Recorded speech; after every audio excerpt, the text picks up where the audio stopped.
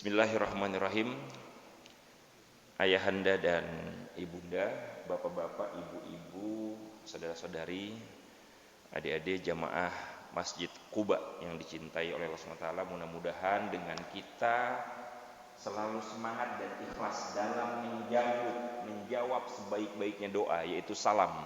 Semoga Allah Subhanahu wa taala semakin limpahkan kebahagiaan dan keberkahan hidupnya sampai akhir hayat. Allah berikan kesehatan lahir dan batin. Allah jauhkan dari berbagai penyakit dan musibah. Allah limpahkan rezeki yang halal dan barokah. Allah jadikan keluarganya, anak keturunannya, pasangannya soleh-solehah, menjadi keluarga ahli surga. Dan kelak meninggal dunia nanti Allah berikan anugerah husnul khatimah. Assalamualaikum warahmatullahi wabarakatuh. Alhamdulillahirabbil alamin, hamdan katsiran thayyiban mubarakan fih kama yuhibbu rabbuna wa yarda.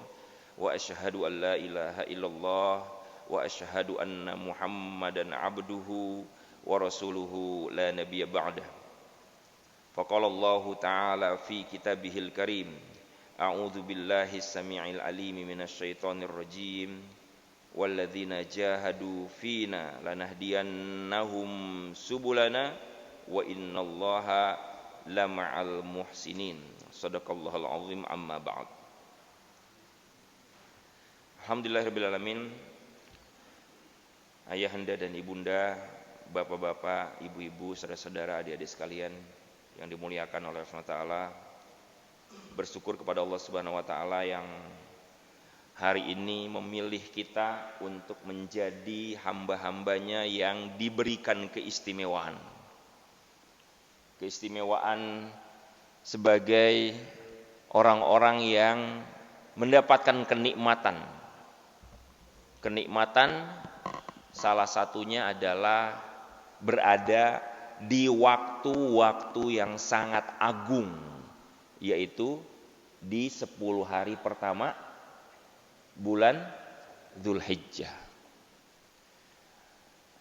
yang kita bukan hanya berada di waktu yang sangat agung itu, tapi kita juga dibimbing oleh Allah Subhanahu wa taala untuk bisa melakukan amalan yang dicintai Allah. Dicintai oleh Allah Subhanahu wa taala. Sebagaimana sabda beliau dalam hadis yang diriwayatkan oleh Imam Bukhari dari Ibnu Abbas, beliau bersabda, "Ma min ayyam al-a'malus shalih fiha." Tidaklah ada hari-hari yang amal-amal soleh yang dilakukan pada hari itu ahabba ilallah, lebih dicintai Allah Subhanahu wa taala, sangat dicintai oleh Allah Subhanahu wa taala, min hadhil ayyam, daripada hari-hari itu, yaitu hari-hari 10 hari pertama Dzulhijjah. Hari ini kita memasuki tanggal berapa? Tanggal 2 Dzulhijjah. Kalau yang ikut Saudi masuknya tanggal 3 sekarang. Kita ikut fatwa ulama kita. Nah, ketika kita duduk di sini dengan merangkaikan ibadah kita sejak dini hari tadi, tahajud, kemudian sholat subuh, dan kita langsung melakukan amalan yang istimewa, yaitu beriktikaf. Ya, yang belum niat iktikaf langsung dalam hatinya niat, aku niat beriktikaf di rumah Allah, ya, karena Allah Subhanahu wa taala. Dan kemudian kita isi selama iktikaf ini dengan zikrullah. Salah satu bentuk zikir adalah majelis ilmu. Amalan yang sangat istimewa di sisi Allah Subhanahu wa taala. Dan kemudian nanti setelah masuk waktu syuruk, kita tutup masing-masing dengan sholat sunnah syuruk 2 rakaat. Waduh, dahsyat betul ini. Kenikmatan yang tak terhingga yang diberikan oleh Allah Subhanahu wa taala kepada kita. Allahu akbar, masya Allah, tabarakallah. Karenanya mari sama-sama kita wujudkan rasa syukur kita atas karunia yang sangat agung ini dengan apa? Dengan bersungguh-sungguh. Dengan bergairah mereguk hidayah Allah Subhanahu wa taala. Sesuatu yang kita butuhkan dari pertemuan hari ini adalah kita butuh ampunan Allah. Karena di antara setiap detik yang berlalu selama kita duduk di sini, mendengarkan, menyimak, merenungkan, berguguran dosa-dosa kita. Mengalir deras pahala kita, dan Allah tingkatkan derajat kita. Masya Allah, tabarakallah. Dan dari majelis ini pun kita butuh rahmat Allah Subhanahu wa taala, butuh pahala dan seterusnya. Nah, apalagi tema yang akan kita bahas pada kesempatan kali ini adalah sesuatu yang memang sangat kita butuhkan. Kita butuhkan untuk apa? Untuk bisa menghadapi momentum ibadah agung sebentar lagi, yaitu ibadah Aidul Kurban bagi kita yang tidak sedang menjalankan ibadah haji, dan ibadah haji itu sendiri bagi yang akan menjalankan ibadah haji. Nah, Bapak dan Ibu sekalian yang dimuliakan oleh Allah SWT, saya mohon izin supaya menambah keberkahan kita, kajian kita kali ini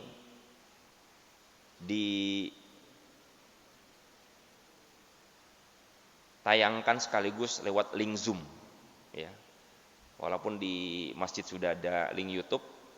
Kenapa? Karena sedianya ini saya harus berada di tempat manasik haji. Ada jamaah haji kami yang akan berangkat, insya Allah besok, ya, sedang melaksanakan manasik dari kemarin, sehingga materinya digabung, ya. Materi yang saya sampaikan harusnya di sana, karena memang pas, jadi diikuti oleh jamaah dari salah satu travel yang sekarang sedang menginap di hotel.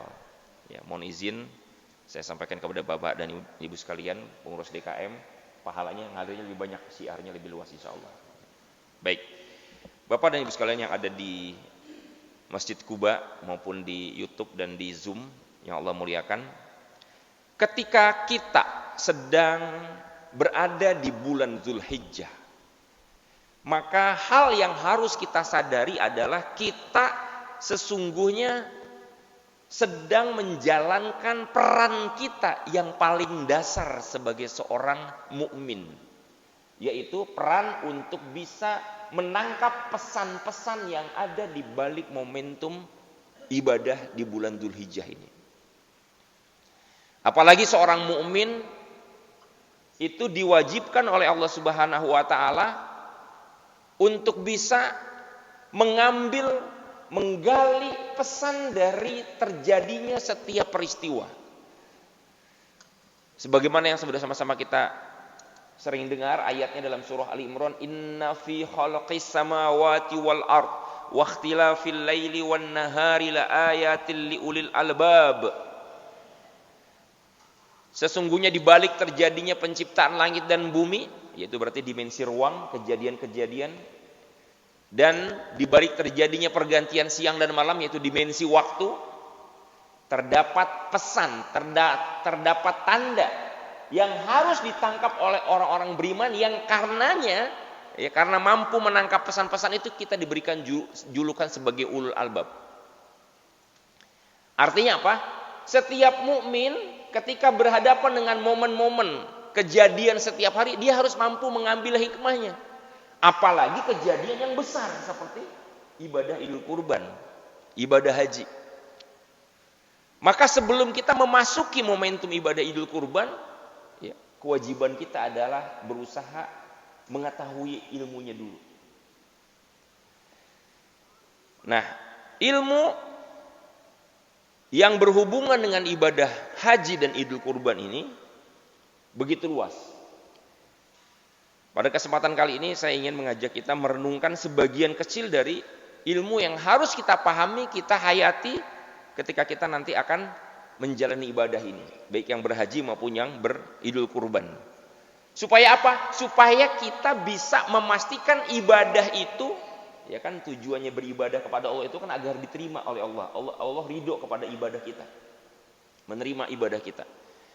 Ya, harus didasari dengan ilmu supaya bisa diterima. Kata Rasulullah SAW, man amila amalan laisa fihi amruna, barang siapa yang melakukan amalan tanpa didasari oleh ilmunya, fahuwa raddun, maka dia akan tertolak.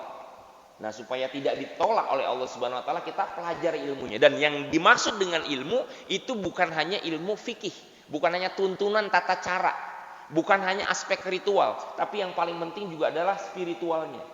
secara ruhnya. Apa yang menjadi ruh dari ibadah haji dan kurban? Ya, makanya tema kita kali ini adalah bagaimana kita ingin menggali spirit dari ibadah kurban. Yang saya sebut ya, spiritnya atau ruh dari ibadah haji dan kurban ini adalah apa? Ikatan cinta. Ya, ini mohon maaf ibu-ibu khususnya, ini kita bukan ngomongin tentang sinetron ya. Ikatan cinta antara aku dan dia, antara diri kita dengan Allah, itulah inti dari spirit kurban. Nah, di mana kita bisa menemukan ruh bahwa ibadah kurban dan haji itu adalah berbicara tentang ikatan cinta antara kita dengan Allah Subhanahu wa taala? Yaitu dilihat dari nilai-nilai yang ada dalam ibadah tersebut. Ya, yaitu melalui sebuah nama besar yang ada di balik momentum ibadah haji dan kurban, yaitu Nabi Ibrahim alaihissalam. Jadi intinya kita ingin meneladani tokoh besar di dalam ibadah haji dan kurban. Karena ibadah haji dan kurban ini ya, ada dan disyariatkan menjadi bagian dari kehidupan kita sebagai seorang muslim. Riwayatnya, sejarahnya adalah melekat kepada perjalanan hidup Nabi Ibrahim alaihissalam. Diabadikan perjalanan ibadah Nabi Ibrahim dan kemudian diperintahkan menjadi perjalanan ibadah kita. Maka ketika kita menjalankan ibadah ini, ibadah haji maupun ibadah kurban, kita harus merujuk kepada bagaimana awalnya. Ibadah ini pertama kali dilakukan oleh Nabi Ibrahim alaihissalam. Siapapun yang melalui ibadah kurban, ibadah haji dan kurban, ya, itu harus memahami bagaimana ibadah itu dilakukan pertama kali oleh Nabi Ibrahim alaihissalam. Kita ingin belajar mencintai Allah dari Nabi Ibrahim alaihissalam. Nah, pertanyaannya adalah yang pertama, kenapa Nabi Ibrahim alaihissalam? Secara historis tentu tadi sekali lagi karena Ibrahimlah yang mengawali melakukan ibadah ini. Tapi secara substansial, kenapa Ibrahim yang kita teladani? Pertama adalah karena Ibrahim merupakan salah satu hamba yang dipilih oleh Allah Subhanahu wa taala. Allah berfirman dalam Al-Qur'an, Innallaha astafa Adam wa Nuha wa ala Ibrahim wa ala Imran 'alal 'alamin. Jadi jelas kenapa kita meneladani Ibrahim, karena dia adalah manusia yang top, manusia yang dipuji, dipilih, diistimewakan oleh Allah Subhanahu wa taala. Di ayat yang lain juga ya, Allah Subhanahu wa taala menyebutkan kedudukan mulia Ibrahim. Walaqad istafainahu fid dunya wa innahu fil akhirati laminas sholihin. Orang soleh. Di ayat 130 dari surah Al-Baqarah. Jadi kalau ada orang yang sangat istimewa dipilih, orang akan ikutin. Umumnya begitu. Tapi ini yang milih adalah Allah Subhanahu wa taala. Gimana enggak istimewa? Yang kedua, saking istimewanya Nabi Ibrahim alaihissalam ini namanya itu diabadikan, diceritakan di dalam semua agama samawi. Ya. Dalam kitab-kitab suci agama samawi selalu diceritakan Nabi Ibrahim. Dan di dalam sejarah Nabi Ibrahim namanya itu abadi sampai sekarang. Ibrahim itu hidup kurang lebih 4.000 tahun yang lalu. Tapi 4.000 tahun yang lalu sampai sekarang terus terkenal, itu kan bukan orang sembarangan. Dan karenanya di dalam Islam pun itu dijadikan model ideal. Bapak Ibu sekalian, kalau kita mau survei kecil-kecilan dari juz 1 sampai juz 30 dalam Al-Quran, selalu ada kisah Ibrahim. Selalu diceritakan oleh Allah Subhanahu wa taala perjalanan hidup Ibrahim alaihissalam. Makanya namanya diabadikan juga di dalam Al-Quran, yaitu surat Ibrahim. Surat keberapa Bapak Ibu? Surat 14. Nah, Bapak Ibu sekalian yang Allah muliakan, bayangkan ya, Allah itu di dalam Al-Qur'an juz 1 sampai 30 ngomongin terus tentang kisah hidup Ibrahim. Ngomongin tentang karakter seorang hamba yang soleh, Ibrahim ceritanya. Ngomongin tentang seorang anak yang soleh, contohnya Ibrahim. Sebagai seorang suami yang soleh, contohnya Ibrahim. Sebagai bapak yang soleh, contohnya Ibrahim. Sebagai seorang warga masyarakat yang baik, contohnya Ibrahim. Dalam kegigihan beribadah, contohnya Ibrahim. Dalam hal kehebatan berdoa, contohnya Ibrahim. Dalam contoh bersedekah, Ibrahim. Seakan-akan ya, kita melihat di sini Allah tuh seneng banget ceritain Ibrahim. Kalau Allah begitu seneng ceritain Ibrahim, kita sebagai hamba Allah itu kan harusnya penasaran, siapa Ibrahim ini? Makanya orang-orang yang melalui ibadah haji dan ibadah kurban tanpa memahami profil Ibrahim, tanpa menggali keteladanan dari Ibrahim, maka ibadahnya tidak akan sempurna.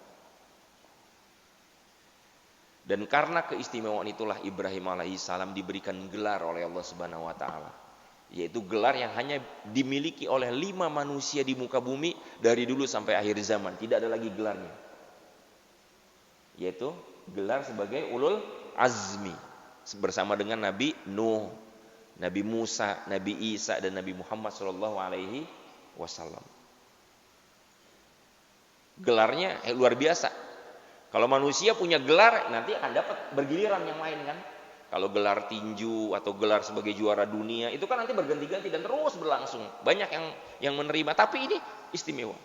Bahkan lebih dari itu, Nabi Ibrahim alaihissalam itu dimuliakan Allah dengan memiliki satu gelar yang hanya dimiliki oleh 2 manusia di muka bumi, yaitu beliau dan Nabi Muhammad SAW. Ya, yaitu uswatun hasanah. Qad kanat lakum uswatun hasanah fi Ibrahim walladzina ma'ah. Allahu Akbar. Ini betul-betul bukan orang sembarangan. Dan Nabi Ibrahim alaihissalam ya juga ternyata diberikan oleh Allah Subhanahu wa taala gelar yang hanya dimiliki oleh 1 manusia di muka bumi saja, yaitu beliau sendiri. Yaitu gelarnya sebagai Khalilullah atau Khalilur Rahman. Wattakhadallahu Ibrahima Khalila. Masya Allah. Ini enggak sembarangan. Nabi Ibrahim itu diabadikan dalam sejarah, dalam kitab suci, ya, diberikan gelar yang sangat agung. Bahkan saking dahsyatnya keistimewaan Ibrahim ini, namanya itu bukan hanya diabadikan ribuan tahun dalam sejarah, bukan hanya diabadikan dalam kitab suci, dan dalam seluruh negara di dunia ini ada jalan Ibrahim, nama Ibrahim. Tapi Nabi Ibrahim juga namanya diabadikan di mana? Di mulut kita. Di mulut kita. Betul gak? Sadar gak? Nabi Ibrahim itu diabadikan di mulut kita dengan cara apa? Dengan cara kita selalu menyebut-nyebutnya setiap hari gitu. Betul kan? Gak sadar kalau selama ini kita selalu nyebut-nyebut nama beliau. Pertanyaannya adalah berapa kali kita nyebut nama beliau dalam setiap hari? Banyak, iya. Coba kita renungkan. Berapa kali? Kita baca apa? Apa menyebut nama beliau pada saat baca apa? Tahiyat. Barakallahu fikum. Betul. Nah sekarang pertanyaannya, kalau kita sholat setiap hari minimal 5 kali sehari, sholat wajib ya, berarti berapa kali kita menyebut nama beliau? Coba hitung. 34. Masya Allah, barakallahu fikum. Ada lagi punya pendapat? 17 kali 2 ya, 34. Yang gampang gitu. Kita nggak pernah ini nih simulasiin ngitung ini bener-bener. 10, ada yang 34 10 nih. Mana yang bener nih? Berapa lagi Pak Bu? Berapa kali seminim-minimnya kita nyebutin nama Ibrahim? Berapa kira-kira? Kan nggak ngeh kita selama ini. Boro-boro merenungkan spiritnya. Yang kita lakukan secara ritual pun kita banyak yang belum sadar. Kita menyebutkan nama beliau pada saat membaca tasyahud. Allahumma sholli ala sayyidina Muhammad wa ala ali sayyidina Muhammad wa ala ali sayyidina Ibrahim. 1. Wa ala ali sayyidina Ibrahim. 2. Wa barik ala sayyidina Muhammad wa ala ali sayyidina Muhammad kama barok ta'ala Sayyidina Ibrahim wa ala ali Sayyidina Ibrahim. 4 kali dalam satu kali tahiyat. 4 kali ya. 4 kali. Nah, dalam satu hari kita tahiyatnya berapa kali? Tasahudnya berapa kali minimal? Hah? Wah, ini kok ngaji kok malah tambah pusing mikir matematika gitu ya. Disuruh mikir. Ya memang namanya mengkaji ya mikir. Jadi berapa kali kita dalam satu hari bertasyahud minimal? Hah? Minimal 5. Berapa Pak? Subuh sekali jadi berapa totalnya? Total 9 kali, betul. 9 kali 4 berapa? 36. 36 kali dalam satu hari. Bapak Ibu sekalian, kita sayang sama istri kita, betul? Sayang sama anak kita, berapa kali kita memanggil nama mereka setiap hari? Mah, ya, paling mau makan gitu kan, minta bikinin kopi, berangkat kerja, mah berangkatnya coba hitung. Lebih gak dari sampai gak 36 kali?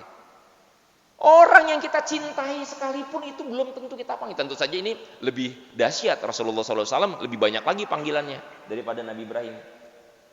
Ya. Nah, maksud saya coba kita renungkan 36 kali mulut ini menyebut Ibrahim.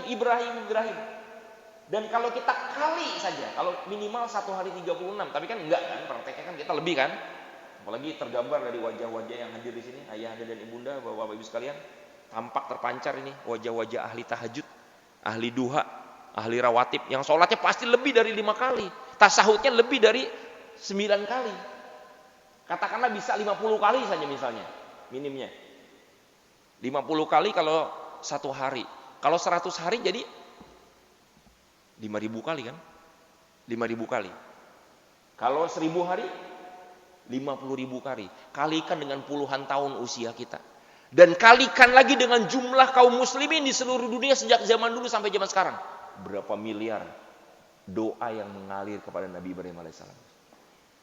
Nah, yang harus kita sama-sama renungkan sekarang adalah, ya, ini yang harus kita tafakuri betul. Kan nggak mungkin Allah mensyariatkan kita untuk nyebut-nyebut Ibrahim terus-menerus sampai jumlah yang ribuan, puluhan ribu kali, ratusan ribu kali. Kita sendiri itu kalau nggak ada maksudnya. Pasti ada maksudnya kan? Maksudnya apa? Kita disuruh nyebut-nyebut nama beliau, sebagaimana juga nyebut nama Nabi Muhammad SAW ya. Itu disuruh untuk menggali inspirasi, menggali keteladanan. Kita tuh disuruh untuk, wah Ibrahim. Ibrahim ini lebih viral dari YouTuber yang paling terkenal di seluruh dunia sekalipun. Iya kan? Subscribernya Ibrahim ini berapa banyak nih? Oh, miliaran. Kalau sejak zaman dulu kan.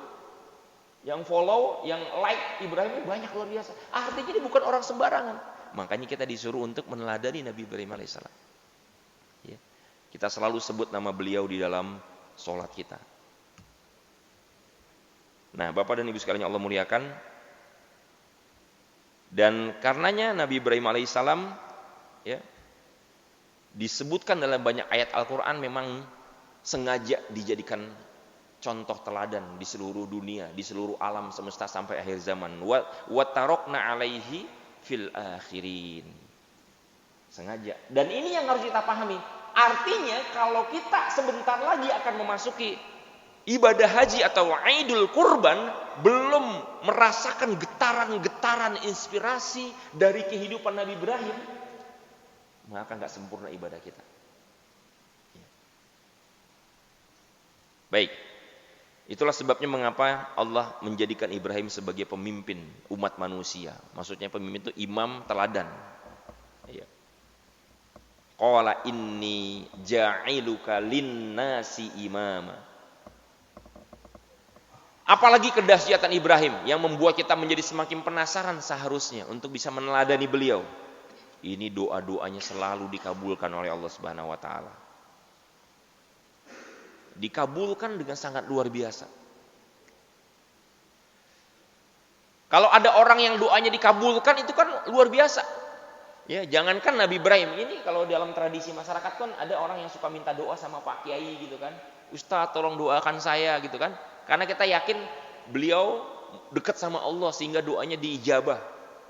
Ya, doanya makbul, minta. Bahkan itu yang bahkan ada yang sampai berlebihan, yang cium tangan sama habib atau kiai, wah yakin luar biasa. Ada yang berlebihan, yang gulu. Tapi pada dasarnya kita selalu yakin kalau ada orang yang soleh, itu kita meyakini doanya mustajab. Nah, Nabi Ibrahim alaihissalam sebegitu luar biasanya juga para ulama memberikan julukan gelar sebagai Abul Anbiya, bapaknya para nabi serta bapak tauhid, saking dahsyatnya. Nah, jadi kalau boleh kita garis bawahi ya, memahami tentang kedudukan Nabi Ibrahim alaihissalam, bahwa momentum ibadah haji dan kurban yang kita akan jalani sebentar lagi itu membawa pesan sakral. Apa pesannya? Yaitu bagaimana kita harus bisa menggali, menghayati nilai-nilai keteladanan dari Nabi Ibrahim alaihissalam dan berusaha untuk menjalani hidup kita dengan mengikuti nilai-nilai, dengan mengikuti model ideal yang dijalani oleh Nabi Ibrahim alaihissalam. Meskipun tentu kedudukan kita tidak akan pernah bisa menyamai beliau, tapi nilai-nilai dan spirit yang beliau jalani di dalam hidupnya harus kita jalani dalam kehidupan kita. Nah, seperti apa keteladanan Ibrahim alaihissalam? Nah, ini yang mau kita gali nih. Ya.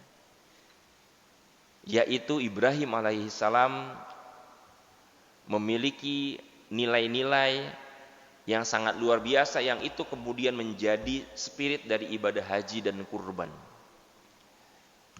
Ini ilustrasi kondisi kota suci Mekah di zaman dahulu ya, 4000 tahun yang lalu.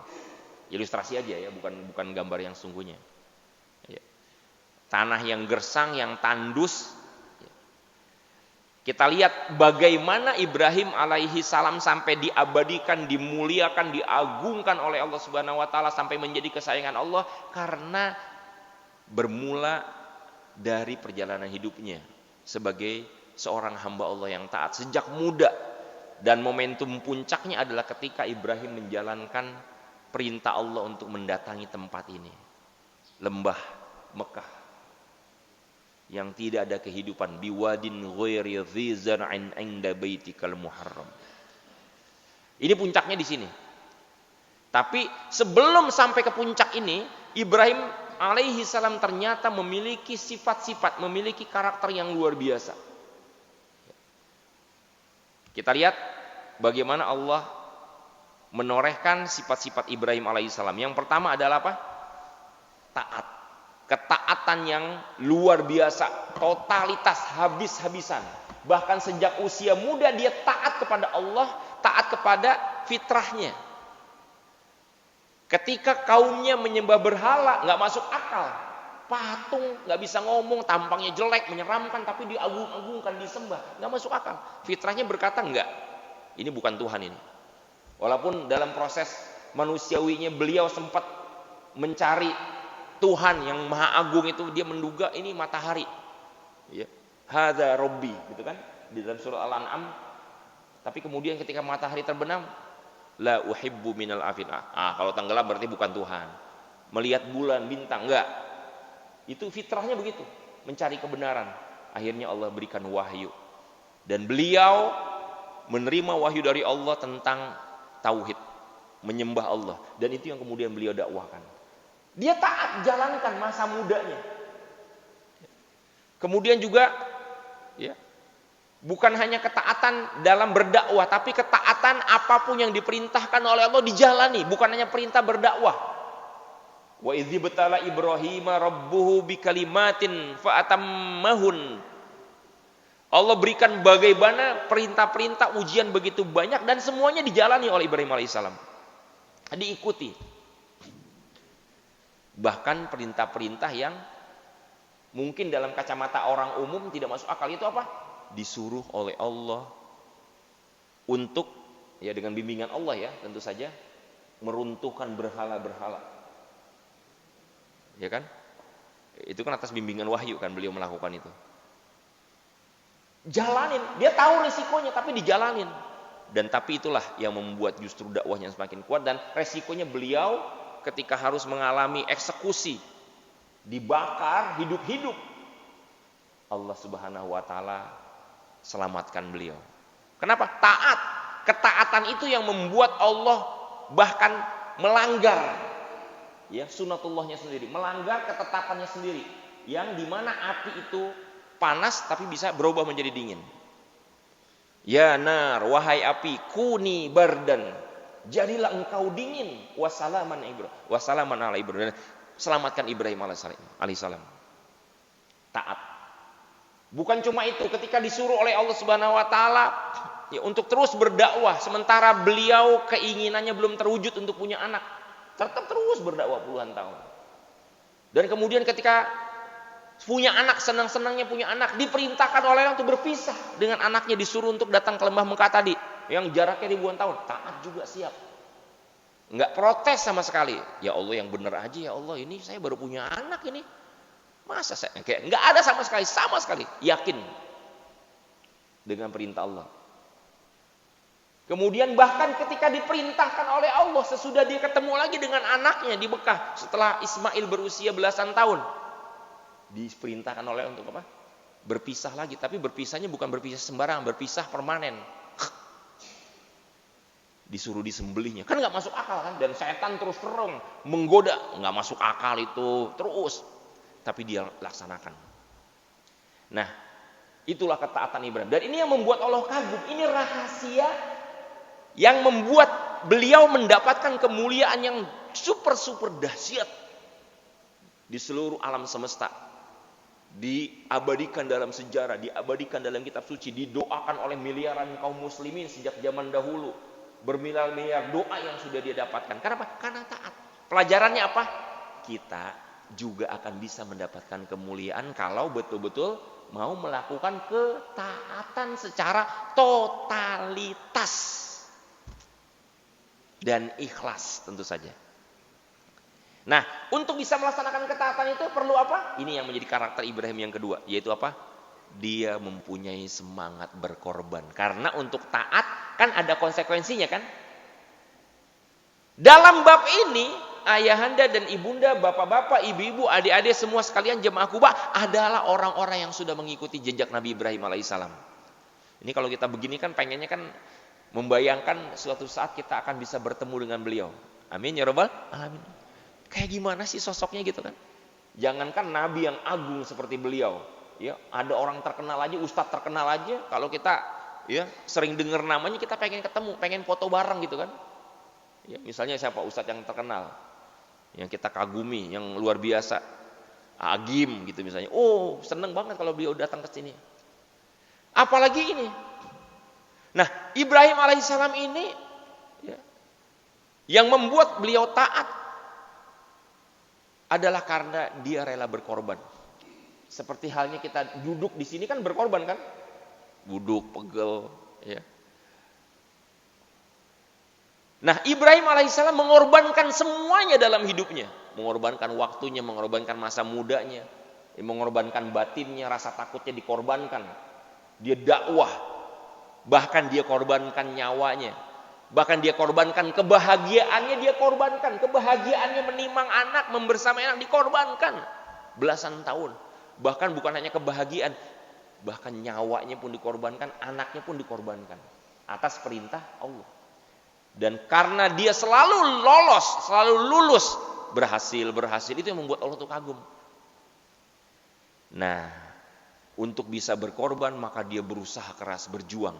Ini kehebatan Ibrahim, seorang pejuang, seorang yang gigih dalam menjalankan ketaatan. Ya, dia berjuang melawan godaan setan, berjuang melawan godaan hawa nafsu. Ketika setan menggoda itu kan makanya kemudian diabadikan menjadi amalan ibadah apa? Melontar jumroh. Setan, ya, dilawan setan itu. Ya. Nah, apa yang membuat beliau mau melakukan ketaatan yang luar biasa dahsyat? Mau melakukan pengorbanan yang luar biasa dahsyat, mau berjuang untuk bisa tetap istiqomah menjalankan ketaatan dan pengorbanan itu adalah karena beliau cinta kepada Allah Subhanahu wa taala. Cinta itu adalah sebuah rasa yang sangat agung di dalam jiwa kalau ditujukan kepada Allah Subhanahu wa taala. Tapi sebagaimana cinta itu pengertian umumnya bisa berlaku kepada apa saja, ya. Maka ketika cinta itu ditujukan kepada Sang Maha Pencipta yang dilakukan oleh Ibrahim alaihissalam, itu sangat dahsyat dampaknya. Bapak Ibu sekalian, cinta itu adalah rasa damai, rasa bahagia ketika kita mengabdi kepada sesuatu. Contoh yang paling gampang, sederhana aja nih. Ya. Dan ini terjadi pada Nabi Ibrahim. Karena cinta dia akhirnya taat. Sebagaimana ada pepatah mengatakan dalam bahasa Arab, man ahabba syai'an ata'ahu. Barang siapa yang mencintai sesuatu maka dia akan mentaatinya. Contoh, ya, kita tahu ada tradisi atau kebiasaan hobi di sebagian masyarakat kita tuh hobi memelihara hewan, ya, burung, kucing, gitu kan, betul gak? Ya, apa ikan, masya Allah tuh ya, apalagi banyak macam-macam. Karena seneng kan, rasa suka dengan burung, dengan ikan. Apa yang dilakukan? Orang yang mencintai burung, Bapak Ibu sekalian, dia rela sampai membersihkan burung itu setiap berapa hari sekali dibersihin tuh burung, padahal bos bukan, gitu kan? Tapi karena seneng kan? Ikan dibersihin kolamnya, dikasih makan, kucing juga begitu, dibawa berobat ke dokter, gitu kan? Hobi. Dia menjadi pelayannya, dia berkorban, mengorbankan waktunya, biayanya, pikirannya, selalu karena cinta, ada kenikmatan, gitu loh. Itu cinta tuh. Contoh penerapan cinta yang sederhana. Ya kan? Nah, pertanyaan kita adalah apakah kita kepada Allah tuh kayak begitu? Udah kayak begitu belum? Ini nih pelajaran dari Nabi Ibrahim. Sebegitukah kita mentaati Allah sudah dengan rasa cinta? Waduh, sampai rela melakukan apapun, udah bahagia banget, senang melakukannya. Padahal Allah Subhanahu wa taala yang memang memberikan segala-galanya, harusnya kecintaan kita tuh dahsyat banget. Itulah sebabnya Allah mengatakan dalam Al-Qur'an dalam surah Al-Baqarah ayat 165. Ya. Wa minan nasi may yattakhidhu min dunillahi andada yuhibbunahum kahubbillah walladzina amanu asyaddu hubban lillah. Orang-orang yang beriman itu besar cintanya hanya kepada Allah Subhanahu wa taala. Apa yang membuat kita berbinar-binar dalam hidup ini? Yang membuat kita senang, nikmat, bahagia? Kebanyakan urusan dunia. Dapat proyek, menang tender, dapat hadiah ini. Walaupun itu manusiawi wajar, tapi ternyata kita belum sungguh-sungguh merasakan kenikmatan jiwa pada saat berinteraksi dengan Allah. Dipanggil azan misalnya, Allahu Akbar, Allahu Akbar. Alhamdulillah, waktu sholat lagi. Ada gak yang sampai kayak begitu? Aduh, sudah sholat lagi, bahagia. Kan kita biasa-biasa aja kebanyakan kan. Nah, maka kita tarik secara konkret dalam kehidupan kita sebagai seorang mukmin berkaitan dengan kita mengambil ibroh dari momentum Idul Kurban. Ya. Dan ibadah haji ini adalah pecut buat kita semua untuk mengoreksi ibadah kita. Ibadah kita memang sudah tekun, sudah rajin, tapi sudahkah betul-betul dilandasi oleh cinta? Tanda-tanda ya sholat kita itu sudah dilandasi cinta adalah kita apa? Kita menikmatinya, kita enjoy ketika menjalankan ibadah itu tuh enjoy, nikmat. Khususnya ibadah sholat, kita akan merasakan kekhusyuan. Nah, pertanyaannya adalah apakah kita sudah merasakan kenikmatan dalam sholat? Sudah merasakan enjoy, asik banget. Bukan menikmati semata-mata karena ya tempatnya nyaman, imamnya bacaannya bagus seperti kita di sini. Bukan, tapi ruhnya, intinya hubungan kita dengan Allah Subhanahu wa taala. Coba tes Bapak Ibu sekalian. Tes. Ini kalau kita sudah betul-betul memiliki ikatan cinta ya. Kan kita bicara soal ikatan cinta kepada Allah Subhanahu wa taala. Ayahanda dan ibunda, Bapak Ibu sekalian. Salat itu sebetulnya nikmat apa enggak? Nikmat enggak? Nikmat. Kalau nikmat itu pengennya lama atau sebentar? Pengennya nambah apa enggak? Kenyataannya? Enggak. Buat sebagian kita mungkin banyak yang pengen nambah, pengen lama gitu. Tapi jujur deh, siapa di antara kita yang pernah mengalami, ini refleksi ya termasuk buat saya juga. Siapa di antara kita yang pernah mengalami ketika sholat di belakang imam kayak tadi ya, yang bacaannya bacaan jahar gitu. Itu ketika imam membaca ayat Al-Quran itu terjadi percakapan di dalam dirinya. Ketika imam selesai membaca waladdallin, amin gitu. Itu muncul suara, baca apa nih imam nih? Baca apa nih imam?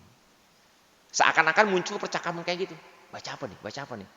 Ketika imam membaca ayat yang kita familiar, sudah kenal, sudah hafal dan tahu durasinya. Qul huwallahu ahad. Yes. Yes. Tapi ketika imam membaca ayat yang asing di telinga kita, kita nggak tahu durasinya. Berapa lama, kapan selesainya.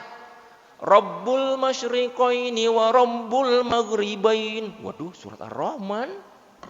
Wah, urusannya panjang nih. Dan percakapan itu nggak selesai, terus muncul. Percakapannya apa bunyinya? Yaitu bunyinya mengharap-harap. Hati ini berbunyi atau bersuara. Ini nih mudah-mudahan yang ini terakhir nih, mudah-mudahan ini terakhir nih. Yaitu ketika imam membaca, apa tadi terusannya? Rabbul masyriqaini wa rabbul maghribain. Apa terusannya? Fa bi ayyi ala'i rabbikuma tukadziban. Apalagi kalau suara imam itu sudah memanjang dan merendah. Kita tuh langsung menebak-nebak. Nih, ruku nih habis ini nih. Allah. Seolah ada suara begitu. Tapi ternyata imam nyambung lagi. Marojal bahraini yaltaqiyan. Aduh, nyambung lagi ternyata. Bainahuma barzakhul la yabghiyan. Fabi ayyi ala'i rabbikuma tukadziban. Nih. Allah gitu kan seolah. Tapi enggak. Ya rujum. Aduh, kecelek lagi. Jadi nebak-nebak terus kapan berakhirnya bacaan imam begitu. Ya. Ada gak perasaan gitu? Ada, jujur. Mari kita jujur. Saya juga begitu. Ya Allah, ini kapan selesainya? Orang yang sudah mencintai Allah ketika beribadah tuh gak nunggu-nunggu kapan berakhirnya. Malah sebaliknya, dia akan merasa sedih kalau berakhir. Contohnya apa? Orang yang udah senang sama musik, Bapak Ibu sekalian ya, kita pernah dengar musik semua. Itu ya, habis dengerin musik, udah selesai, diputar lagi gak? Diputar lagi, iya, wah enak, iya. Apalagi tembang-tembang masa lalu ya, tembang-tembang kenangan gitu kan. Waduh, asik diputar lagi gitu. Tapi kita kepada Allah seringkali begitu. Ya. Nah, sholat itu berarti belum terasa nikmat buat kita. Dan itu tandanya apa? Tandanya kita belum mencintai Allah. Kenapa? Karena kita belum mau mengorbankan. Pada saat kita sholat, kita apa yang kita korbankan? Yang kita korbankan adalah pikiran kita yang lain. Mikirin ini, mikirin itu. Ya kan? Dan ternyata kita belum sungguh-sungguh belajar untuk meningkatkan keterampilan dalam sholat khusyuk. Kenapa? Setiap sholat kita masih terganggu dengan yang lain-lain. Kita belum fokus sama Allah. Bapak Ibu sekalian, sholat itu kan tadi katanya nikmat ya. Pertanyaannya,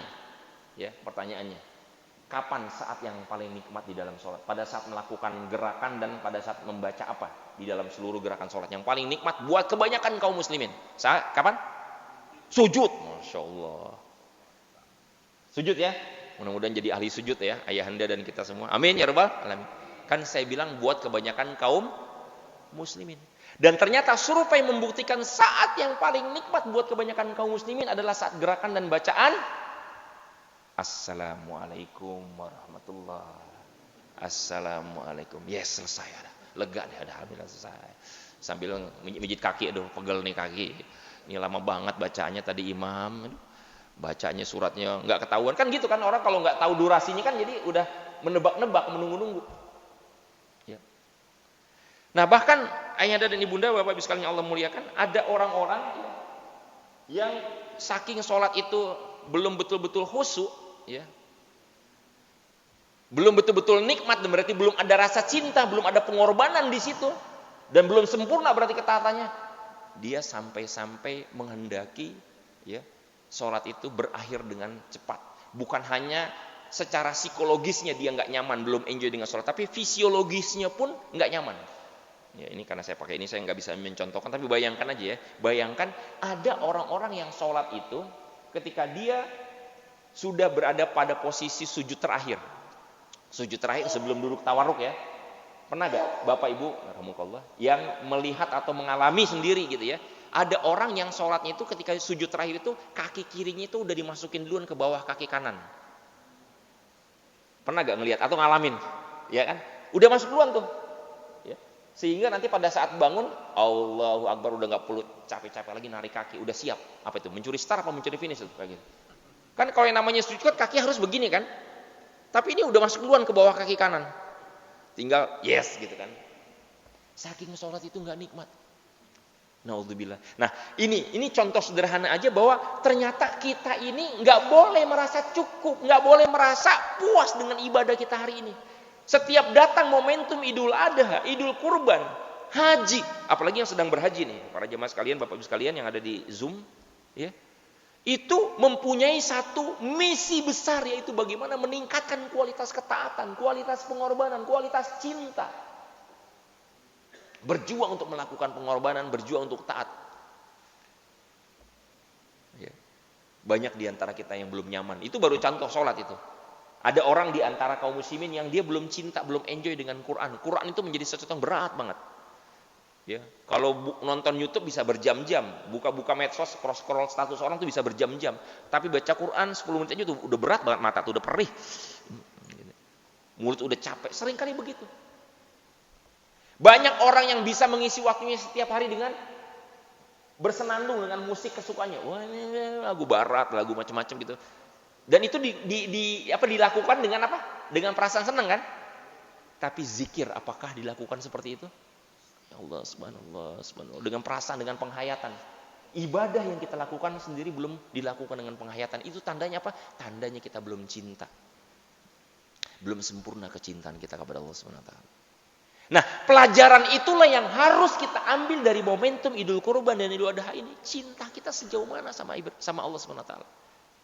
Nah, karenanya kata kuncinya adalah untuk bisa sampai ke sana seperti yang dilakukan oleh Ibrahim, yaitu apa? Yang paling dasar, keyakinan. Inilah yang harus kita teladani. Kan apa yang membuat seseorang tuh mau melakukan sesuatu kan karena yakin, betul gak? Bapak Ibu sekalian nih, coba deh kita ambil contoh yang sederhana deh, yang sudah mulai punya dengan izin Allah ya, dikasih ujian sakit ini, sakit itu, sakit gula, sakit kolesterol. Ada gak di antara Bapak Ibu sekalian yang sudah menerapkan resep-resep herba? Kalau kolesterol berarti makan jus belimbing. Kalau gula biji alpukat, daun apa namanya? Macam-macam tuh. Iya kan? Iya, pakai minum. Berobat kan? Karena yakin kan? Gitu. Nah, Ibrahim itu sampai mau melakukan yang totalitas, nyawa anaknya sendiri pun dikorbankan, kebahagiaan dikorbankan, nyawa dia sendiri karena yakin sama Allah. Tauhidnya luar biasa. Nah, dengan kata lain, kurikulum di bulan Dzulhijjah ini, momentum Idul Kurban Idul Adha adalah kurikulum untuk bisa meningkatkan kualitas tauhid kita, iman kita. Makanya saya menyebutnya sebagai ikatan cinta.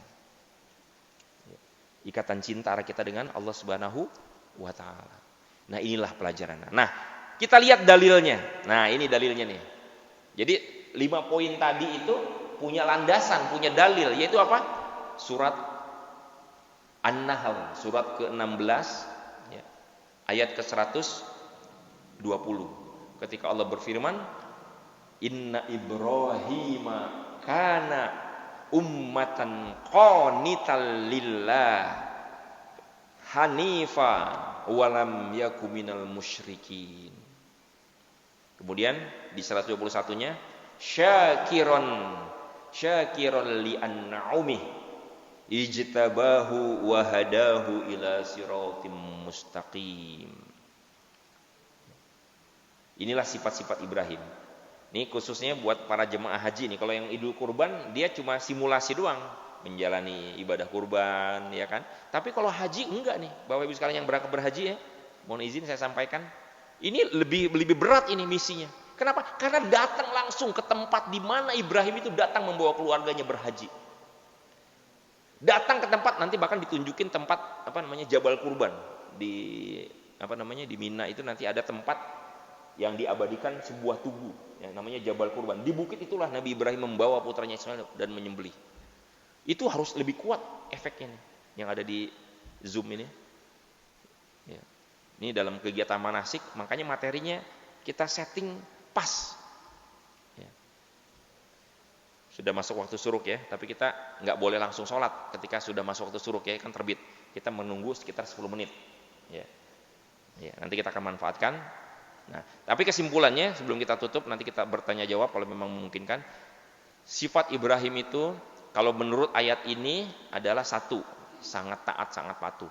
Dan kata-kata yang digunakan di sini adalah qanit, bukan muti, bukan hanya sekedar taat tapi super taat. Qanit, totalitas apapun dilakukan, apapun betul-betul dijalanin. Ya. Dan hebatnya Nabi Ibrahim ini alaihissalam itu bukan hanya taat dengan dirinya sendiri, bukan hanya dirinya sendiri yang taat, tapi apa? Dia mampu mendidik istrinya, anak-anaknya juga sama ketaatannya, totalitas. Betul gak? Dia mampu mendidik istrinya. Hajar menjadi istri yang taat. Ya, zaman gini Bapak Ibu sekalian bayangin, ada gak istri yang mau melakukan seperti Siti Hajar? Ya, ikut suaminya nurut aja. Ya. Pak mau kemana Pak? Ikut aja udah ikut. Nanya pasti, bener mau kemana dulu nih? Mama lagi banyak acara. Ikut karena perintah Allah. Ketika sampai di lembah Mekah, tempat kayak begini, nggak ada orang, nggak ada kehidupan, nggak ada pohon-pohon, nggak ada air, otomatis kan kalau nggak ada air, nggak ada pohon-pohon, nggak ada binatang, tinggal. Pada saat Ibrahim ya berbalik meninggalkan dia, sisi manusiawinya wajar, Allah memang memberikan ini sebagai sunatullah. Bertanyalah, ya, Hajar ini kepada dikejar Ibrahim, apakah engkau meninggalkan kami di tempat yang seperti ini? Ya. Kemudian Ibrahim hanya terdiam sambil menahan ya kesedihannya, tapi dia karena yakin sama Allah, ya, dia nggak bisa menjawab. Dia balik lagi, pergi lagi meninggalkan istri anaknya, tapi dikejar lagi oleh Hajar, ditanya, apakah engkau meninggalkan kami di tempat seperti ini? Tidak dijawab lagi. Bahkan sampai yang ketiga kali, ya, dikejar lagi oleh Hajar. Tapi kali ini pertanyaannya diganti, karena memang dasar istri solehah, istri yang dibentuk ketaatannya.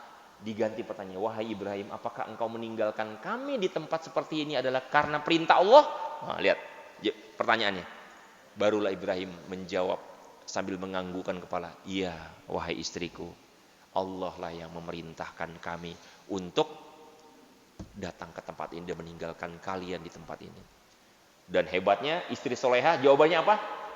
Idzan falayyudhayyina. Maka jika demikian Allah pasti tidak akan menyia-nyiakan aku, tidak akan menelantarkan kami. Dan itulah istri yang taat. Ketika suaminya pergi, yang terjadi kan sisi manusiawinya, makanan habis, minuman habis, bekal habis. Ya, dan di sana nggak bisa mesen GoFood gitu ya. Gojek GrabFood nggak ada, Shopee Food. Anaknya nangis, meronta-ronta, waduh. Tapi ini nih, ketaatan yang super karena berangkat dari keyakinan tadi. Dia akhirnya berikhtiar dari Bukit Sofa ke Bukit Marwah. Ngapain? Mencari air. Judulnya mencari air. Nah ini orang yang nggak banyak paham ini. Dia katanya dari Bukit Sofa ke Bukit Marwah itu mencari air, judul yang kelihatannya gitu ya. Ya. Dan ternyata ketika dia bolak-balik dari Bukit Sofa, dia nemu air apa enggak? Enggak. Dan ketika dia berusaha keras, berjuang, akhirnya endingnya apakah berhasil mendapatkan air? Berhasil gak? Hah? Tidak, betul. Nggak dapat air sama sekali. Yang dapat air siapa? Ismail, anak kecil, bayi, balita yang nggak ngerti apa-apa. Ketika menendang-nendang pasir keluarlah air. Tapi kan itu kan atas kuasa Allah. Tapi yang perlu kita pahami di sini, ciri ketaatan yang ada pada keluarga Ibrahim alaihissalam adalah seakan-akan Siti Hajar itu ketika dia menjalankan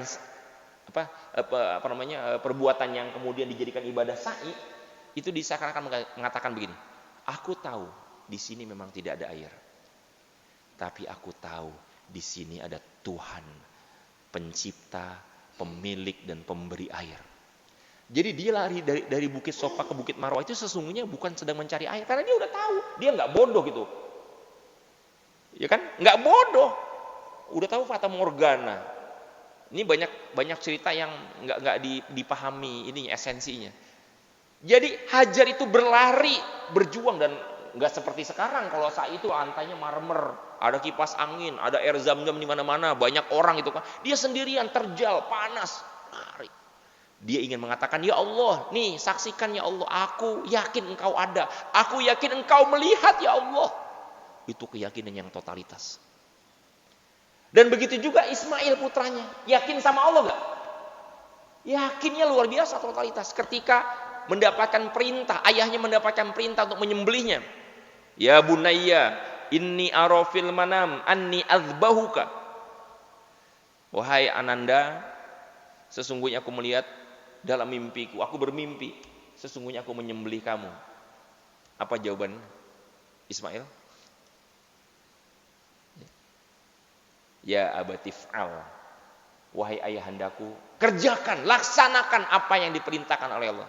Satajiduni insyaallahu minas sabirin. Engkau akan mendapati aku sebagai orang yang sabar. Taat dia, terima. Kalau anak sekarang yang seperti itu gimana kira-kira jawabannya, Pak? Ya, bapak aja dulu yang udah bawa tanah. Anak sekarang kan jadi gitu kan, kadang-kadang suka kurang ajar kan. Nah, maksud saya sekali lagi, spirit-spirit inilah yang seharusnya betul-betul mampu kita teladani. Ayahanda dan ibunda, bapak-bapak dan ibu sekalian yang muliakan, demikianlah ya ketaatan yang ditujukan oleh Nabi Ibrahim yang harus kita teladani. Nah, yang kedua dari ayat tadi apa? Hidupnya lurus, komitmen terhadap kebenaran. Implementasinya seperti apa kalau buat kita? Yaitu menjadi orang yang gigih menuntut ilmu. Saya apresiasi nih, sahut nih ayahanda, nggak pandang umur, tua yang paling kecil ya, ananda kita, sampai yang paling tua, yang paling sepuh, mau duduk di sini, dengerin majelis ilmu. Ya. Ini ciri-ciri orang yang mengikuti teladan Ibrahim, selalu nyari kebenaran. Kan Ibrahim itu disebut Hanif. Hanif itu adalah cinta kebenaran, cinta nyari hidayah, nyari ilmu. Yang ketiga, tidak melakukan kesyirikan, tidak mementingkan yang lain, tidak mendahulukan yang lain, mementingkan Allah, mendahulukan Allah, menomorsatukan Allah, tidak mencampur adukan. Makanya ini dalam perasaannya adalah ketika kita beribadah nggak boleh dicampur dengan riya, ya kan? Itu tuh. Dan yang keempat adalah beliau sebagai seorang hamba yang sangat bersyukur, apapun keadaannya dia tetap bersyukur kepada Allah. Disuruh ini dia melihat kebaikan-kebaikan Allah terus. Padahal ujiannya berat kan? Bayangin, nggak dikasih anak puluhan tahun, dia tetap bersyukur kepada Allah. Akhirnya dikasih sama Allah. Setelah jadi engkong-engkong 80 tahun lebih ya, dalam riwayat dikatakan baru dikasih anak. Ya. Dan ketika disuruh berpisah, dia tetap bersyukur. Ya, bersyukur ya, nggak apa-apa ya Allah, saya siap terima. Dia tetap nggak ngeluh. Bersyukur tuh nggak protes, nggak ngeluh gitu. Dia hadapi semua yang terjadi dengan yakin kepada Allah, bersandar kepada Allah Ta'ala. Ya. Nah, makanya orang-orang yang beriman itu adalah orang yang berusaha ya, membuktikan keimanannya dengan meningkatkan kecintaannya kepada Allah Subhanahu wa Ta'ala. Walladzina amanu asyaddu hubban lillah. Nah, dengan kata lain kesimpulannya, momentum Idul Kurban, momentum ibadah haji yang kita akan jalani sebentar lagi itu membawa pesan untuk menjawab sebuah pertanyaan. Seberapa kuat cinta kita kepada Allah Subhanahu wa Ta'ala? Sudah seberapa meningkat, sudah seberapa bagus, sudah seberapa kokoh cinta kita, seberapa kuat. Ya tadi tuh contohnya kita merasa nikmat ketika beribadah gitu. Itu tuh tanda-tanda cinta. Kita nggak merasa berat, nggak merasa bosan dan jenuh. Ya. Dan nanti implementasinya apa? Kita akan bersemangat melakukan ketaatan-ketaatan yang belum kita jalankan hari ini. Sampai hari ini mungkin kita ada yang belum menjalankan ketaatan dengan sempurna. Contohnya apa? Ketaatan ketika kita berangkat dari rumah ke masjid ini, siapa di antara kita yang berangkat dari rumah ke masjid baca doanya? Baca doa menuju masjid. Coba jawab dengan diri masing-masing. Kalau itu belum dijalankan berarti belum taat. Kan ada sunnah-sunnah yang belum dijalankan gitu kan? Siapa yang ketika tadi masuk pintu masjid ini baca doanya? Allahumma ftahli abwaaba rahmatik. Coba siapa?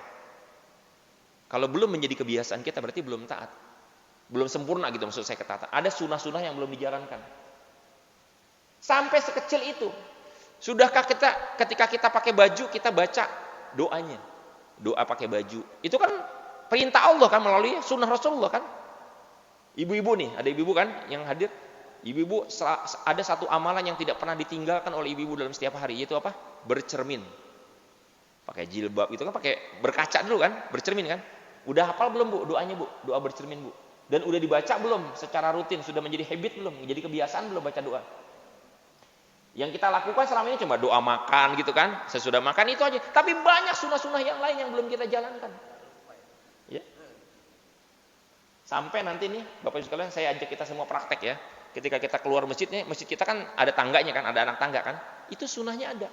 Setelah kita keluar baca doanya, keluar masjid, Allahumma ftahli abwaaba min fadlik. Kemudian turun tangga. Ketika nginjak anak tangga pertama apa bacaannya? Subhanallah, subhanallah, subhanallah. Kalau naik, Allahu akbar. Sampai seperti itu sunah-sunahnya. Masih banyak yang belum menjadi amalan kita. Ini contoh-contoh kecil aja, ya. Betapa kita nggak boleh puas dengan ketaatan yang sudah kita jalankan. Ada masih banyak. Sehingga apa? Dituntutlah kita harus banyak belajar lagi dan melatih diri kita untuk melaksanakan ketaatan itu. Nah, ayahanda dan ibunda, jadi secara umum materi yang kita kaji di momentum Idul Kurban dan Idul Adha ini tentang materi akidah. Seberapa kokoh akidah kita. Atau dalam bahasa yang gaulnya, ini kita harus ngomongin, harus membicarakan, mengevaluasi, meningkatkan tentang ikatan cinta antara kita dengan Allah Subhanahu wa taala. Dan nanti PR-nya dari pertemuan hari ini adalah apa? Kita harus meningkatkan ilmu tentang mengenal Allah, ma'rifatullah. Ya, di antara Bapak Ibu sekalian yang ada yang sudah pernah mendapatkan materi ma'rifatullah, ahamiyatu ma'rifatullah, tentang makna ilah, la ilaha illallah dan seterusnya. Kaji ulang. Bagi yang belum apalagi. Sekarang sudah source-nya banyak di YouTube, di Google, ma'rifatullah, mengenal Allah. Ini menjadi PR. Inilah kurikulum yang harus dijalankan setiap mukmin. Jadi yang dipikirin di bulan Zulhijjah ini, di momentum Idul Kurban ini bukan apa? Di pikiran kita bukan sate, bukan gulai, ya. Bukan itu yang menjadi perhatian kita. Nih bagaimana ma'rifatullah kita meningkat, terutama yang haji nih. Kurikulum untuk bisa meningkatkan ma'rifatullah. Wallahu a'lam bissawab. Kebenaran datang dari Allah Subhanahu wa taala, pastinya ada kekurangan dan itu datang dari kelemahan dan kebodohan saya. Sebelum kita tutup dengan sholat sunnah syuruk, barangkali ada di antara ayahanda, ibunda, bapak-bapak ibu sekalian, beberapa menit sedikit, ada yang mau menambahkan biar saya juga pulang dapat oleh-oleh ilmu, atau ada yang belum jelas, kita sama-sama minta petunjuknya kepada Allah. Ada? Silakan ayahanda ya, satu ya, boleh, tafadhol.